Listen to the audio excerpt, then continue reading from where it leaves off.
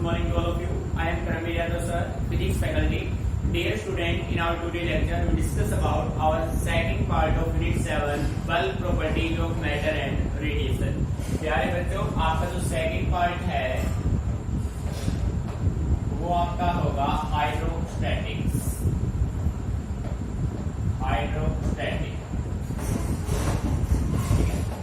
प्यारे बच्चों, first part आपका सॉलिड्स का, सेकंड पार्ट आपका हाइड्रोस्टैटिक। बेटे हाइड्रोस्टैटिक नाम से क्लियर है, हाइड्रो मीन्स लिक्विड, वाटर अपना होगा, ठीक है। स्टैटिक मीन्स होता है रेस्ट, ठीक है। आप और वाटर अपना किस फॉर्म में मिलता है बेटे? लिक्विड की फॉर्म में मिलता है, ठीक है। तो बेटे सिंपल वे में हम ये कह सकते हैं the study of liquid at rest. तो प्यारे बच्चों, हाइड्रोस्टैटिक में आप स्टडी करेंगे लिक्विड एट रेस्ट, ठीक है। लिक्विड की स्टडी हमें करना है, किस पे करना है बेटे? रेस्ट पे करना है। नहीं समझ में आ रहा है, ठीक है। सो बेटे इसमें अपना एक फर्स्ट टॉपिक बनता है फ्लूइड। भाई आपसे पूछा जाए what do you mean by fluid? बेटे सिंपल वे में हम ये कह सकते हैं फ्लूइड का सिंपल मीनिंग होता है liquid plus gas. Fluid is equal to liquid plus gas, ठीक है। बेटे लिक्विड प्लस गैस का जो कॉम्बिनेशन बनेगा that is equal to fluid. वो अपना क्या बनेगा? फ्लूइड बनेगा, ठीक है। अब देखो बेटे, जैसे हम स्टेट्स ऑफ मैटर की बात करते हैं तो बेसिकली हम 3 स्टेट्स को स्टडी करते हैं, सॉलिड, लिक्विड और गैस को, ठीक है। तो बेटे ध्यान से फोकस करना है आपको। सॉलिड वो सब्सटेंस होते हैं जिनका डेफिनाइट शेप होता है, डेफिनाइट वॉल्यूम होता है, वो होते हैं सॉलिड्स, जिसकी हम ऑलरेडी फर्स्ट पार्ट की स्टडी कर चुके हैं। बेटे उसके बाद अपने पास बनता है लिक्विड, फिर बनता है गैसेस। भाई लिक्विड का कोई डेफिनाइट शेप नहीं होता, बट लिक्विड का एक डेफिनाइट वॉल्यूम होता है ना बेटे, ठीक है।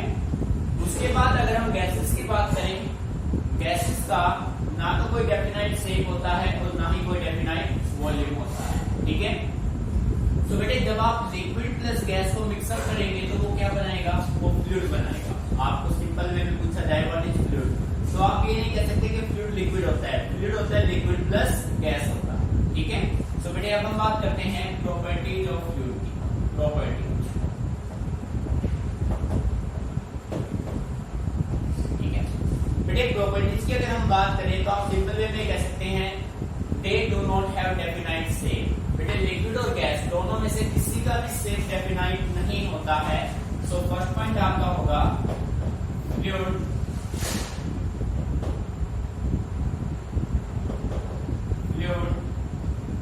do not have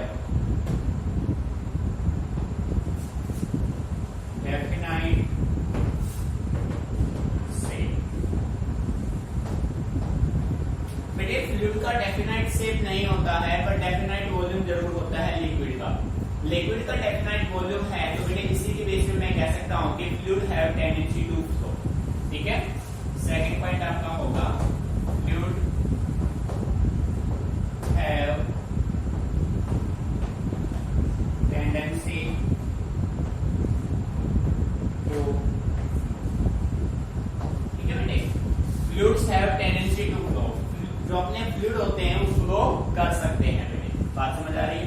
अब देखो भाई, जब दो सरफेस एक दूसरे के कांटेक्ट में होंगे, आपके पास दो सरफेस हैं, फ्लूइड के सरफेस होंगे बेटे, जब ये दोनों सरफेस एक दूसरे के कांटेक्ट में आएंगे ना, तो ये दोनों एक दूसरे पे कुछ प्रेशर एक्सर्ट करेंगे। एक दूसरे पे क्या एक्सर्ट करेंगे? प्रेशर। जिसका एक सिंपल एग्जांपल मैं आपको देता हूँ, लिक्विड के बेस पे मैं आपको एग्जांपल देता हूँ। भाई मान लीजिए आपके सामने एक बकेट रखा हुआ है, वो कंप्लीटली वाटर से आपने उसको फिल कर रखा है। अब आपने कोई एक ग्लास लिया, ग्लास को आपने कंप्लीट वाटर से फिल किया। उसके बाद बेटे आप उसको इन्वर्ट कर दीजिए वाटर के इनसाइड में। अब उसके टॉप पार्ट से, ये अपना ग्लास ऑफ वाटर था, इसको आपने बकेट के वाटर में इन्वर्टेड कर दिया, इन्वर्ट कर दिया। अब ये ग्लास का हो गया बॉटम पार्ट, जो कि बाहर की तरफ है। जैसा आप इसको अपवर्ड डायरेक्शन में फोर्स एक्सर्ट करेंगे तो बेटे डाउनवर्ड में भी एक फोर्स एक्सर्ट होगा, इस पे ज्यादा फोर्स आपको एक्सर्ट करना होगा। ये प्रैक्टिकल आप करके देख सकते हैं। इसका मीनिंग ये हुआ कि जो बकेट का वाटर का सरफेस और इस गिलास के वाटर का सरफेस दोनों एक दूसरे पे क्या एक्ट कर रहे हैं, both surfaces exert force on each other। बेटी बात समझ आ रही है? तो इसी के बेस में मैं कह सकता हूं फ्लूइड्स क्या एक्ट करेंगे भाई? Fluids act pressure, fluid exert pressure on the surfaces in contact, surfaces in contact। बेटे ध्यान दीजिए, जब दो सरफेस एक दूसरे के कांटेक्ट में होंगे तो वो दोनों एक दूसरे पे क्या एक्ट करेंगे? प्रेशर एक्ट करेंगे। ये बेसिकली थ्री सिंपल प्रॉपर्टीज हैं फ्लूइड के। बेटे फ्लूइड का सिंपल मीनिंग आप ओनली लिक्विड नहीं कह सकते हैं, फ्लूइड का मीनिंग है लिक्विड प्लस गैस। इन दोनों के बेस पे हमने फ्लूइड के थ्री प्रॉपर्टीज बनाए हैं, ठीक है? बेटे बात ध्यान से समझ में आ रही है? इसके बाद अब हम स्टडी करेंगे प्रेशर को, ठीक है? बेटे यहाँ तक क्लियर? अब देखो भाई, बेटे यहाँ पे अब मैं हेडिंग बना लेता हूँ प्रेशर, ठीक? समझना है बेटे, लिखना नहीं है अभी कुछ भी। प्रेशर, प्रेशर से पहले हम बात कर लेते हैं थ्रस्ट की। What is thrust? प्यारे बच्चों, as you remember, in our first need, when we talk about the dimensional formula of force and thrust, बेटे जब हमने thrust का डायमेंशन फॉर्मूला रखा तो मैंने आपसे कहा था बेटे thrust का डायमेंशन फॉर्मूला सेम होगा as that of force। जो डायमेंशन फॉर्मूला फोर्स का होगा वही thrust का होगा। अब हम बात करते हैं कि भाई thrust और फोर्स में डिफरेंस क्या है? ये दोनों एक ही चीजें हैं, ठीक है? तो बेटे सिंपल वे में आप ये कह सकते हैं thrust is the normal force, thrust is the normal force exerted on the surfaces, on the surface in contact, on the surface in contact। बेटे जब तो सरफेस एक दूसरे के कांटेक्ट में होंगे तो उनपे जो फोर्स एक्ट होगा that force is said to be thrust. बेटे उसको आप क्या नाम दोगे? थ्रस्ट नाम देंगे, ठीक है? अब इसी के बेस पे हम बात करते हैं प्रेशर की। बेटे नेक्स्ट टॉपिक अपना बनेगा प्रेशर, ठीक है भाई? बेटे प्रेशर क्या होता है? सो सिंपल वे में मैं कह सकता हूं प्रेशर इज द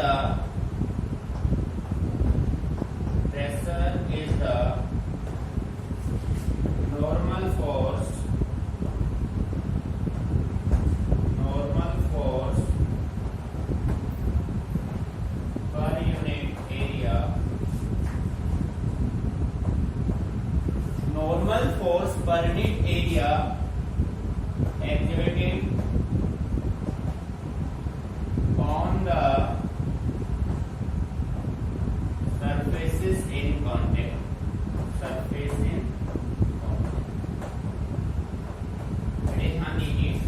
जो प्रेशर होगा ना, सिंपल वे में आप ये कह सकते हैं pressure is the thrust per unit area, और we can say that pressure is the normal force per unit area exacted on the surface in contact, ठीक है बेटे? Mathematically we can say write here P is equal to thrust per unit area, ठीक है? P अपना क्या होगा? Thrust per unit area. ये बात समझ आ रही है? अब हम बात करते हैं एवरेज प्रेशर की।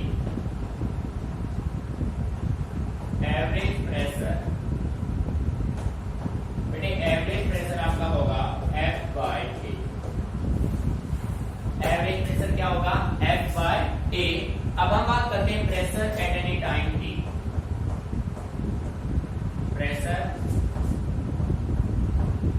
At any pressure at any time T की अगर आप बात करें तो बेटे आप कह सकते हैं प्रेशर अपना क्या होता है? यहाँ पे लिमिट आप यूज करेंगे, लिमिट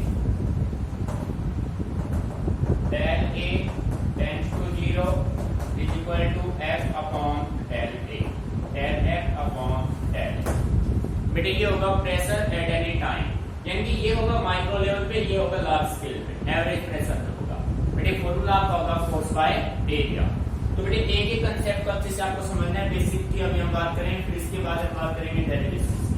तो जब आपका बेसिक अच्छे से क्लियर होगा तो डेरिवेशन में आपको कोई प्रॉब्लम नहीं होगी। तो बेटे इनको अच्छे से समझना है, नोट कीजिए। फिर बात करते हैं यूनिट्स ऑफ प्रेशर।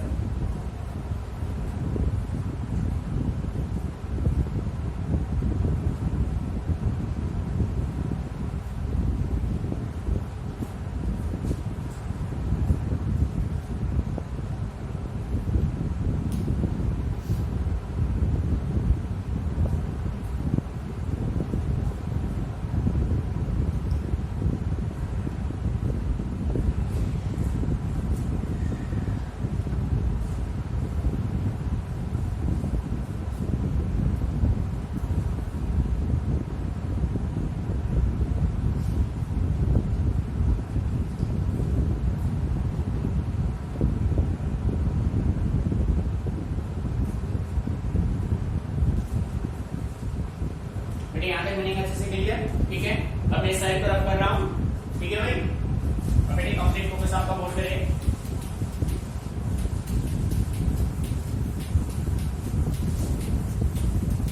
अब देखो भाई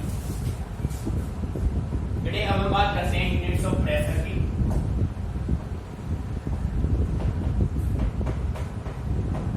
यूनिट्स ऑफ प्रेशर बेटे, सबसे पहले हम बात करते हैं एसआई यूनिट। एसआई यूनिट, ठीक है बेटे। प्रेशर का फॉर्मूला क्या है? Pressure is equal to force by area. So mathematically हम बात करें तो हम कह सकते हैं ये होगा न्यूटन पर मीटर स्क्वायर, ठीक है। ये हो गया on the basis of mathematical formula force by area. इसके अलावा थ्योरेटिकली हम कह सकते हैं प्रेशर का जो यूनिट होगा वो होगा पास्कल। बेटे प्रेशर का मेजरमेंट किसके बेस पे करेंगे? On the basis of pascal. बात समझ आ रही? बेटे सेकंड हम बात करें इसके सीजीएस यूनिट की। सीजीएस यूनिट ऑफ प्रेशर ये देखो भाई बेटे, न्यूटन का हो गया डायन और मीटर का हो गया सेंटीमीटर। ये होगा सीजीएस यूनिट ऑफ प्रेशर, ठीक है। Some other units,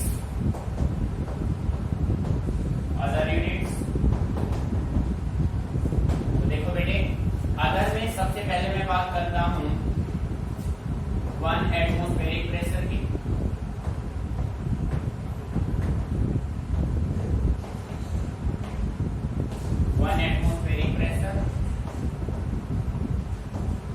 atmospheric pressure की न्यूमेरिकल वैल्यू होती है 1.01 इंटू 10⁵ पास्कल, ठीक है बेटे। 1.01 इंटू 10⁵ पास्कल, इसको हम प्रूव करेंगे with the help of an experiment. The scientist name is Torricelli's. एक साइंटिस्ट है टोरिस्लीज, उन्होंने एक एक्सपेरिमेंट से परफॉर्म किया कि जो एटमॉस्फेयर जो प्रेशर एक्ट करता है उसकी वैल्यू होती है 1.01 इंटू 10⁵ पास्कल, ठीक है। बेटे इसके बाद हम बात करें 1 बार। बेटे 1 बार होता है 10⁵ पास्कल के इक्वल। उसके बाद हम बात करें 1 टोरर। बेटे 1 टोरर होता है आपका 1 mm ऑफ एचजी कॉलम के इक्वल। अब देखो भाई कोई बच्चा ये कहेगा सर ये एचजी कॉलम क्या है? बेटे एचजी आपका है मरकरी। एचजी क्या है? मरकरी। यानी कि टोरिस्लीज ने एटमॉस्फेरिक प्रेशर की वैल्यू को फाइंड आउट करने के लिए जो ट्यूब उन्होंने यूज किया था, उस ट्यूब में जो मटेरियल उन्होंने फिल किया, जो सब्सटेंस फिल किया था, वो क्या फिल किया था? मरकरी फिल किया था, ठीक है। सो 1 mm 1 millimetre of mercury column, 1 टोरर की वैल्यू आपका ये होगा। समझ रहे हैं, ठीक है। और इसकी न्यूमेरिकल वैल्यू आप फाइंड आउट करना चाहे तो आप कह सकते हैं 1.01 इंटू 10⁵ डिवाइडेड बाय 760। बेटे इसको जो सोल्व करेंगे वो आपका रिजल्ट होगा 1 टोरर का। मैंने समझ में आ रहा है, ठीक है। बेटे एक एक यूनिट को अच्छे से माइंड में सेट करना है, clear.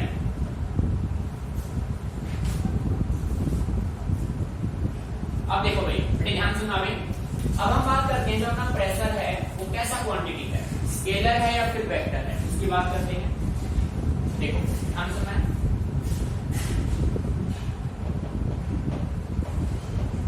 Pressure is a scalar और वेक्टर।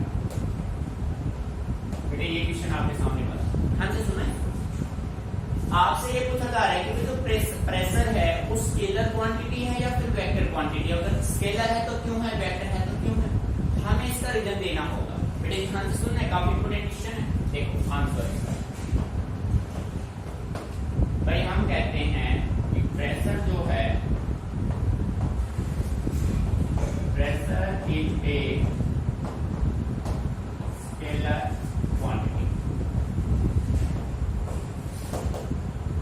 प्रेशर कैसा क्वांटिटी है, स्केलर है। अब हम कैसे मान लेंगे कि प्रेशर अपना स्केलर क्वांटिटी है, जब तक आप उसका रीजन नहीं देंगे। तो बेटे इसका जो रीजन होगा वो आपका ये होगा, रीजन देखो यहाँ, रीजन क्या है, as pressure always eight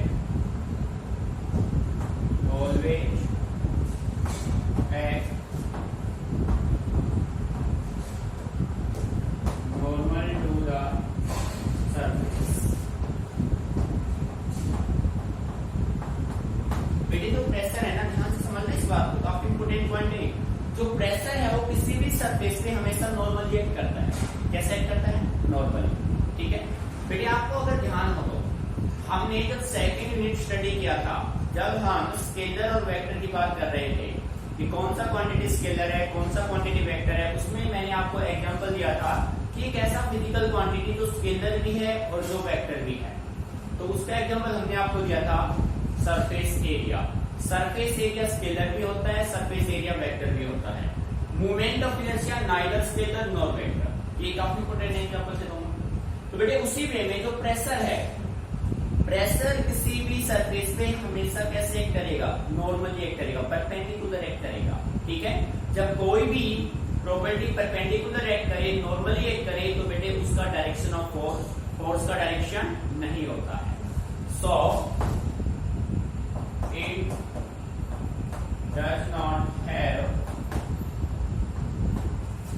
not have direction of force, direction of force. ठीक है भाई, जब प्रेशर किसी भी सरफेस पे नॉर्मली एक्ट करेगा तो उसके पास डायरेक्शन ऑफ फोर्स नहीं होगा। और जब बेटे प्रेशर का अपना खुद का कोई डायरेक्शन नहीं है तो वो कैसा क्वांटिटी होगा, स्केलर होगा। समझ रहे हैं ना, pressure has its own no direction, so it is a scalar quantity। तो प्यारे बच्चे कैसा क्वांटिटी होगा, इसी के बेस पे मैं कह सकता हूँ कि जो प्रेशर है वो कैसा क्वांटिटी है, वो स्केलर क्वांटिटी। मीनिंग आ रहा है समझ में भाई। ठीक है, तो बेटे इस कंसेप्ट को अच्छे से समझना है आपको। Clear, note it down carefully.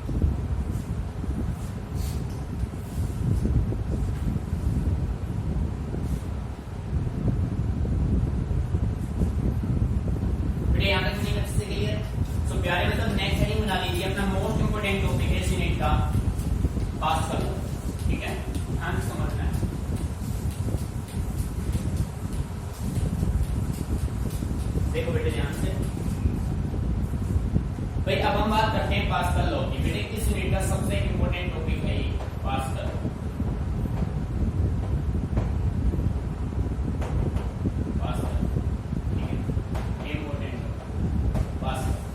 भाई पास्कल क्या कहता है, ध्यान से सुनना है। देखो आप स्टडी कर रहे हैं, फ्लूइड की स्टडी कर रहे हैं रेस्ट में, ठीक है। तो भाई पास्कल ये कहता है if effect of gravity is neglected,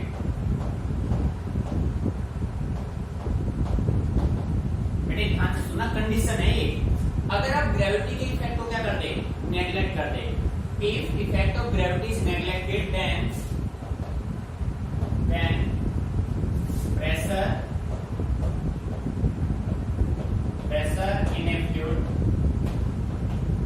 pressure in a fluid at rest is same at every point।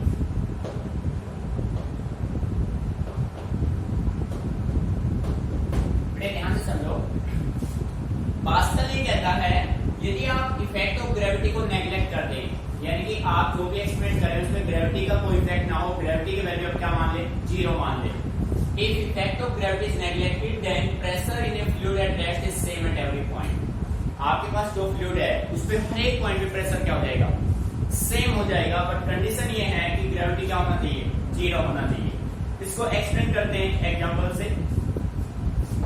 Explanation,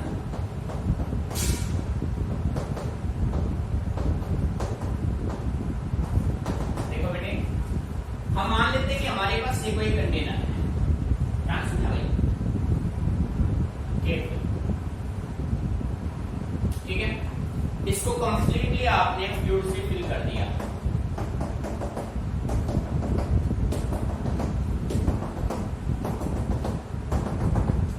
भाई। अब इसमें मैं 4 टाइम से ये पिस्टन लगा लेता हूं यहाँ पे, एक साइड इसका ये हो गया और यहाँ पे पिस्टन आपने ये लगा दिया, ये पिस्टन A हो गया। बड़े ध्यान से सुनना है, अच्छे समझना है बस। एक पिस्टन आपने ये लगा दिया, इसका नाम दिया आपने B। एक पिस्टन आपने ये लगा दिया,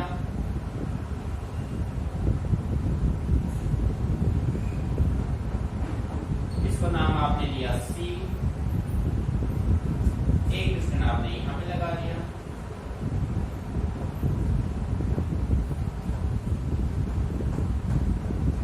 इसको नाम आपने दिया D, ठीक है। बेटे इस सरफेस का एरिया मान लिया मैंने स्मॉल a, हाँ सुना, इसका एरिया मैंने मान लिया स्मॉल b, केयरफुली ऑब्जर्व करना है। इसका एरिया मैंने मान लिया c और इसका एरिया मैंने मान लिया d। यहां से फोर्स एक्सर्ट हुआ बेटे इस सरफेस पे F1,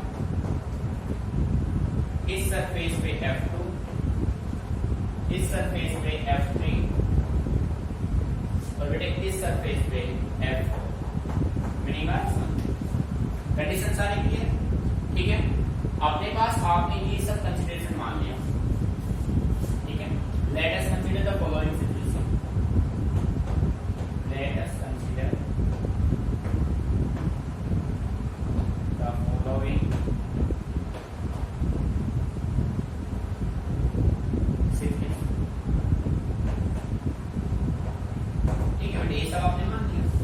भाई। ए बी सी डी अपने पास 4 पिस्टन्स है, ठीक है।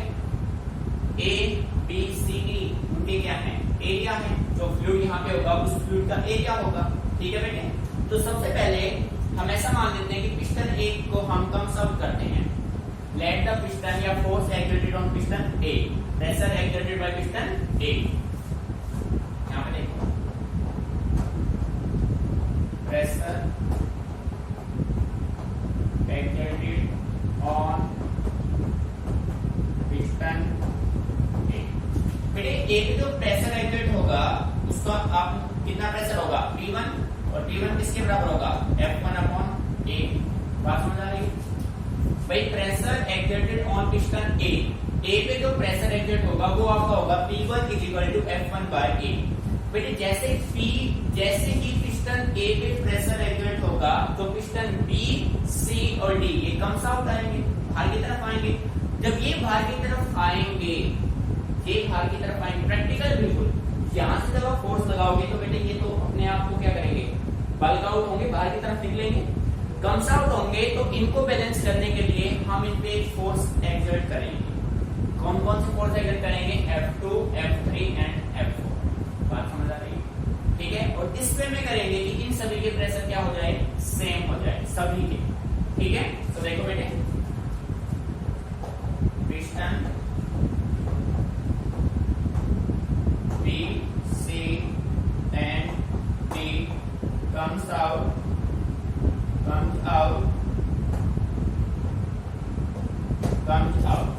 ठीक है। ये पिस्टन बाहर की तरफ आएंगे। अब इन सभी पिस्टन को हम बाहर की तरफ आने से रोकने के लिए इन पे कुछ फोर्स एक्सर्ट करेंगे। The force exert on piston B, C and D is such that the force exerted on piston B, C and D such that इस तरीके से अप्लाई करेंगे कि बेटे P2 is equal to P3 is equal to P4 और सब किसके बराबर हो जाएगी, P1 के बराबर हो जाएगी। मीनिंग आ रहा है समझ में? बेटे जैसे आपने इसमें फोर्स अप्लाई किया तो ये जो B, C, D पिस्टन है ये बल्क आउट होने की कोशिश करेंगे, पर हम उनको बल्क आउट नहीं होने देंगे। तो उन सभी को उनकी सेम कांस्टेंट कंडीशन पे रखने के लिए हम उन पे F2, F3, F4 force exert कर देंगे।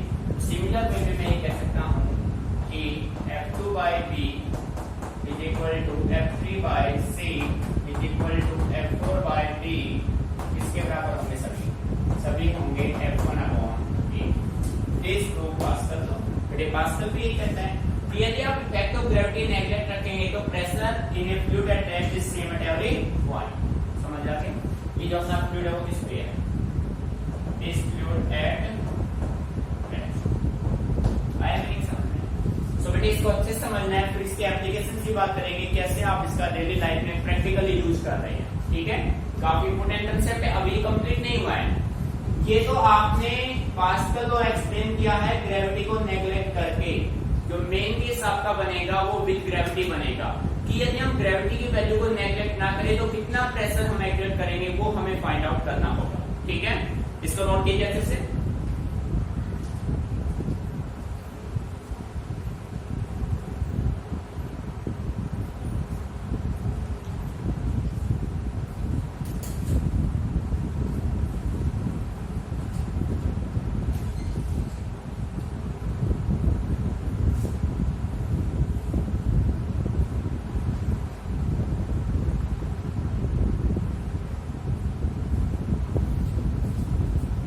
बेसिक आपको कराई, बेसिक्स को अच्छे से स्टडी आपको करना है, एक ही टर्म्स को अच्छे से पढ़ना है। उसके तो पढ़ती से भी आप जो भी आपके पास रेफरेंस बुक अवेलेबल है उनसे आप इसको स्टडी करना।